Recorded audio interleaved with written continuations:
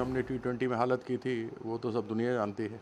World cup से ज्यादा India Pakistan match की बात हो रही है। Jasprit Bumrah, I love to see him to come back into the team, and if he come back into the team, so that will be a big boost up to the Indian cricket. मुझे लगता है India Pakistan की जो ये narrative है ना, वो matches का इतना हाइप होता है और वर्ल्ड कप से ज़्यादा इंडिया पाकिस्तान मैच की बात हो रही है। ये वर्ल्ड कप है, बाकी टीम्स भी आ रही हैं और अब मुझे लगता है वो एंगल जो है आप पॉलिटिसाइज जो करते हैं इंडिया पाकिस्तान रिलेशनशिप को, फिर लोग उसको जस्टिपोज उसको बिल्कुल जोड़ते हैं क्रिकेट के साथ और फिर क्रिकेट की हार जीत को एक अलग तरह से हार जीत के लिए माना जाता है। तो मुझे लगता है कि वो अब खत्म हो चला जा रहा है धीरे धीरे, क्योंकि अब हम काफ़ी आगे निकल चुके हैं। अब हमारे मन से वो पाकिस्तान का हुआ जो है वो हमने कहा है कि चलिए आप अपना करिए, हम अपना चल रहे हैं, क्योंकि जो जिस तरह से इकोनॉमिक ग्रोथ हो रही है इंडिया की, जिस तरह से इंडिया थ्राइव कर रहा है, इंडियन क्रिकेट टीम थ्राइव कर रही है, इंडियन क्रिकेट थ्राइव कर रही है, पाकिस्तान में अपनी मुसीबतें हैं। तो पाकिस्तान पे अब थोड़ा सा तरस ज़्यादा आता है, जबकि अब उसको मैं राइवलरी नहीं मानता। अब क्रिकेट फील्ड में कभी कभी चलिए हार भी जाते हैं और कभी जीत जाएंगे,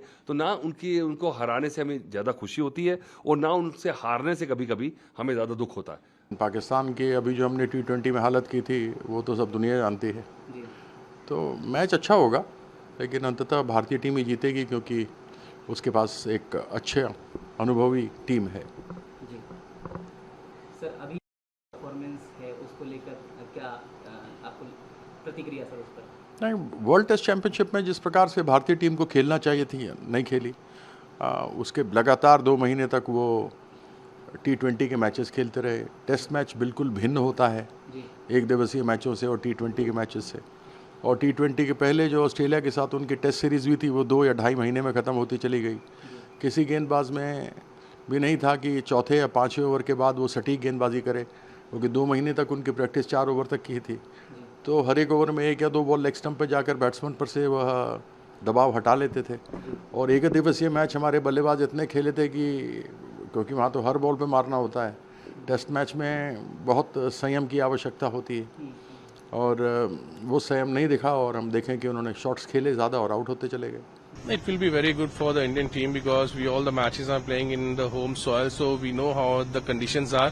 And especially if we talk about the first game, India-Australia in Chennai, the Chennai is a very good wicket, it's a good batting wicket over there. So hopefully, should we pray for the Indian team that all the senior players, especially like Virat Kohli, Rohit Sharma, they have to be score bigger runs. Whatever the series they are going to play before the World Cup, they have to score runs in that matches. And especially Jasprit Bumrah, I love to see him to come back into the team. And if he come back into the team, so that will be a big boost up to the Indian cricket. So Rishabh Pant will likely to miss this World Cup because he might be fit or not till the time. But whom do you see the wicketkeeper, as KL Rahul is not fit this time, but apart from him, who will be the best choice for a wicket? Bus, this is Ishan Kishan is there only Ishan Kishan I'm seeing over there, because he is the one who can play aggressively, he can open the inning, he can play at the middle order, especially he's being a left-hander. So you love to see a left-hander because Rishabh Pant plays at number 4, number 5, so we need sometimes a left-hander at the number 4, number 5. So Ishan Kishan is the best player to be over there, especially in the coming series. Keep playing him all the ODI matches, keep giving him opportunity and give him that confidence that you are going to play the World Cup. If you give him that confidence, then player will be performed differently.